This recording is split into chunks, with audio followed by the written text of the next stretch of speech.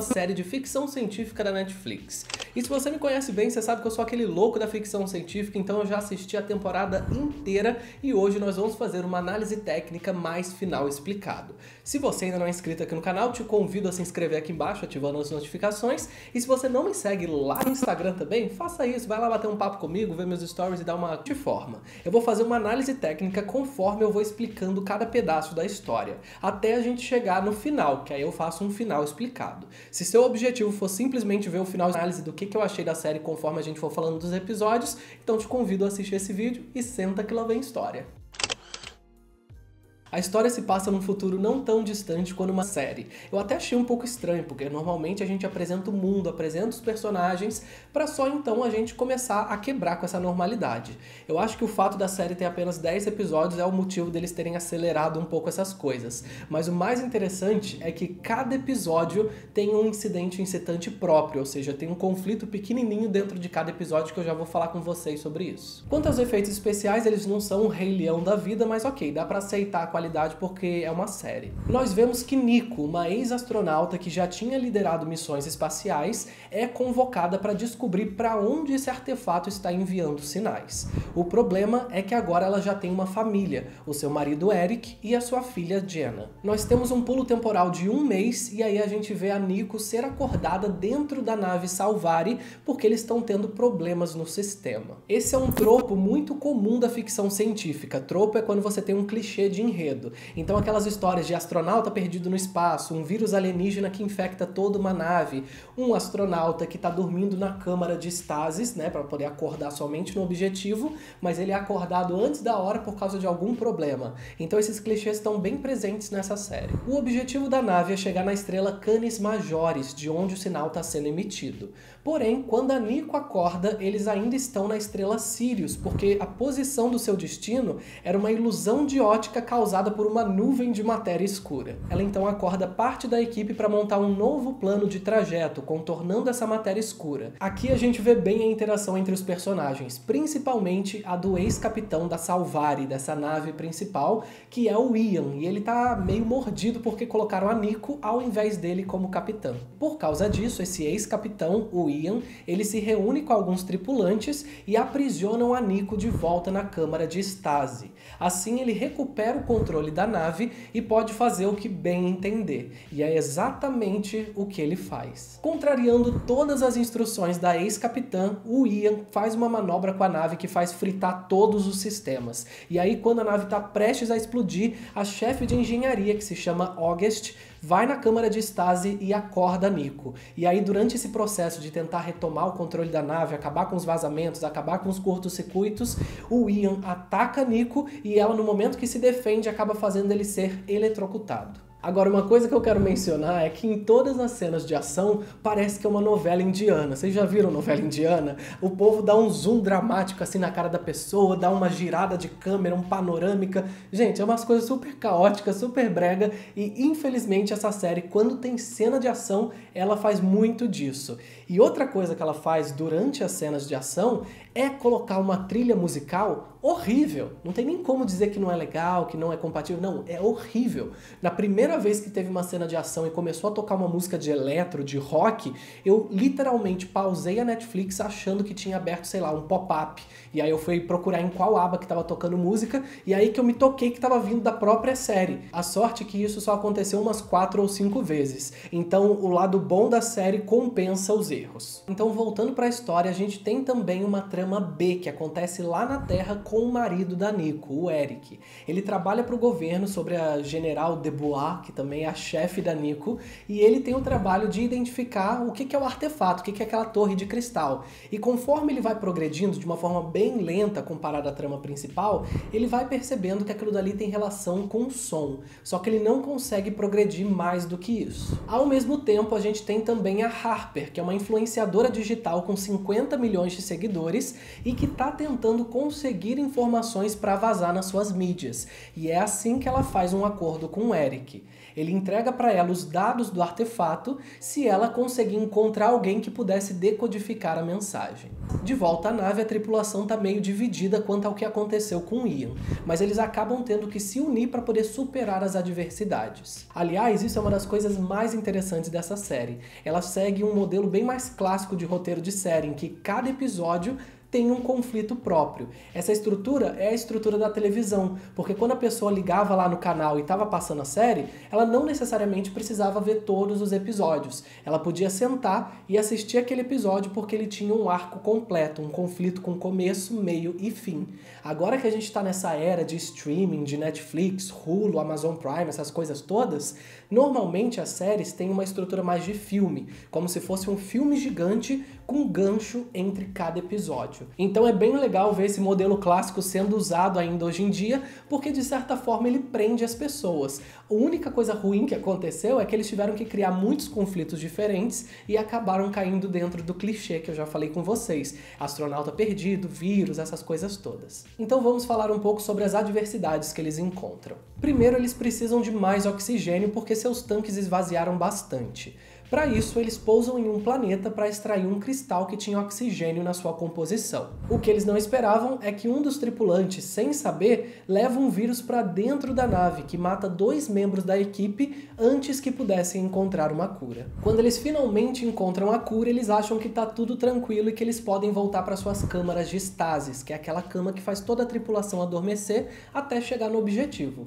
Só que não é bem isso que acontece. Quando a Nico entra na câmara dela, ela é acordada com uma mão ensanguentada no vidro. E esse é o início do episódio 4. O que está acontecendo é que a nave passou por uma onda eletromagnética que fez com que as câmaras pifassem. Então a Nico, que está dentro da câmara dela, está meio que presa dentro de um pesadelo com seu maior trauma, que é o fato dela ter tido que matar metade da tripulação da sua antiga missão para conseguir salvar a outra metade. Já no mundo real, a tripulação conseguiu sair das suas câmaras. A Nico é a única que ficou presa, e a explicação para isso é que ela tinha muitos traumas com os quais ela ainda não tinha feito as pazes. Ela ainda não tinha lidado com seus problemas. Então o fato dela ter ficado presa na sua própria cabeça, somente ela consegue sair daquilo, aceitando seus maiores traumas. Eu achei essa construção bem interessante, porque a gente está no 4º episódio e agora eles começam a aprofundar dentro dos personagens, não somente nos conflitos externos. Quando os outros tripulantes conseguem finalmente tirar a Nico desse transe, eles têm uma outra adversidade, que é o fato das câmaras deles não estarem funcionando. Eles não podem mais voltar para aquela hibernação. Então eles vão precisar comer comida, beber água, fazer todas as coisas que todo mundo precisa. E os recursos que tem na nave não são suficientes. Então, enquanto eles estão buscando comida em outros planetas, eles acabam encontrando uma lua que tem água, tem vegetação e tem um artefato semelhante àquele da Terra. Durante a captação de recursos nessa lua, tudo parece bem tranquilo, tirando o fato que um cara machucou a perna e a capitã meio que ficou louca, meio chapada com uma florzinha que tem naquele planeta. Só que aí acontece uma coisa bem louca, que aí vai ser desenvolvida mais pra frente. O Sasha, que é um dos tripulantes da nave, é puxado para dentro do artefato e eles colocam um implante alienígena no seu cérebro. Só que, por enquanto, nada acontece. O final do episódio já prepara para uma nova adversidade, que é um inseto daquela lua, entra no sistema da nave e causa vários curtos-circuitos. Agora as coisas começam a virar uma avalanche. Ao mesmo tempo que as relações interpessoais vão sendo exploradas, como romances surgindo, aprofundamento de personalidades, vários conflitos vão acontecendo. O Sasha está tendo vários delírios por causa do implante no seu cérebro e a inteligência artificial da nave, chamada de William, começa a apresentar vários bugs por causa daquele inseto que roeu alguns fios do sistema e faz com que ele inicie o protocolo de voltar para casa. Quando a Nico tenta arrumar o problema do lado de fora da nave, ela acaba sendo arremessada para o espaço e aí a gente tem mais um clichê da ficção científica, que é aquela questão do astronauta que está perdido no espaço, o oxigênio está acabando e ele tem que meio que sacrificar os últimos recursos que ele tem para conseguir chamar a atenção das pessoas que estão dentro da nave. Então é basicamente isso que acontece. Ela acaba sendo resgatada, mas os problemas não acabam por aí. O acelerador de partículas da nave está sobrecarregado e uma personagem tem que ir desativá-lo manualmente, fazendo com que seu corpo derreta. Esse foi realmente bem pesadinho. Essa morte foi uma das mais pesadas. Até porque essa personagem era uma das que eu mais gostava, e eu fiquei bem triste quando isso aconteceu. Com tantas coisas intensas acontecendo, vamos voltar então pra trama B, que é aquela que acontece lá na Terra. A gente tinha parado quando o Eric entregou informações confidenciais pra Harper pra ver se ela conseguia encontrar alguém pra decodificar a mensagem. Acontece que um dos seus seguidores consegue realmente decodificar o mistério e eles percebem que precisam jogar luzes em pontos específicos do cristal, como se fosse uma espécie de fechadura. Ao fazer isso, uma porta se abre no artefato e quando eles enviam drones para o lado de dentro, eles acabam encontrando Sasha, ou ao menos um holograma dele. O Eric decide que vai averiguar a situação lá do lado de dentro e quando ele entra, ele tem uma visão do seu eu mais jovem com a Nico mais jovem, só que na verdade são os alienígenas falando através dela. E a conversa dos dois não dão muitas informações importantes, principalmente quando ele sai do artefato, ele não tem nada de relevante para poder falar para os militares. Então a gente começa a ter meio que um zigue-zague entre a trama principal e a trama B. Lá na nave, o Sasha descobre que eles possuem um laser capaz de destruir planetas. E como ele está trabalhando para o inimigo, seu objetivo agora é destruir essa nave. Para isso, ele precisa desativar a inteligência artificial, o pobrezinho do William. E enquanto ele tenta fazer isso, de alguma forma, o artefato lá na Terra mostra ele dentro da nave. E assustado com aqueles militares que estavam se aproximando, ele envia uma onda que nocauteia e até mesmo mata algumas pessoas. Eu devo admitir que essa cena foi uma das mais loucas da série, porque ela trabalha com essa ideia de que existe um portal interdimensional dentro do artefato. Talvez isso até explique o porquê deles enviarem esses artefatos para vários planetas. Talvez seja a forma deles entrarem dentro desses planetas. Então, pode ser, não sabemos ainda, saberemos mais na próxima temporada e também quando a gente chegar no último episódio. Então lá no final do episódio 7, quando o Sasha joga uma onda de energia lá em cima das pessoas, a Harper também acaba sendo capturada e levada para dentro do artefato. O 8º episódio começa de forma mais tranquila. A nave está entrando dentro da matéria escura porque eles não conseguiram fazer o outro trajeto que eles tentaram e tudo parece bem. Até o momento em que os tripulantes começam a agir de forma meio caótica. A primeiro momento, a enfermeira pensa que pode ser efeito da matéria escura, mas depois eles descobrem que o Sasha colocou uma planta na salada que deixou todos meio chapados. Isso, é claro, foi parte do seu plano de conseguir desativar a inteligência artificial da nave. E é um plano bem elaborado. Com todo mundo meio chapado, eles decidem fazer meio que uma festinha para esperar todo mundo ficar meio sóbrio. E é durante esses momentos que ele vai falando na cabeça do William, que é a inteligência artificial, para ele investir nos seus sentimentos. Porque, de certa forma, ele está começando a se apaixonar pela Nico, a capitã da nave.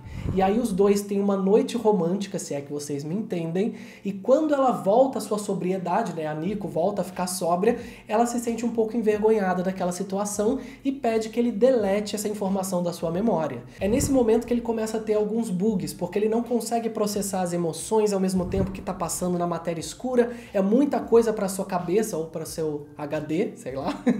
E aí nesse momento o Sasha se aproveita e fala para ele: desliga que eu te reseto lá, me explica como faz. E o William explica para ele como faz para reiniciar o sistema e se autodesliga. Enquanto isso, lá na Terra, aquela onda gerada pelo artefato causou muito caos e inclusive causou o aparecimento de um câncer na Jenna, a filha da Nico com o Eric. O episódio 9 começa com a tripulação tentando controlar o Sasha, que agora, sem a inteligência artificial, consegue completar o seu plano.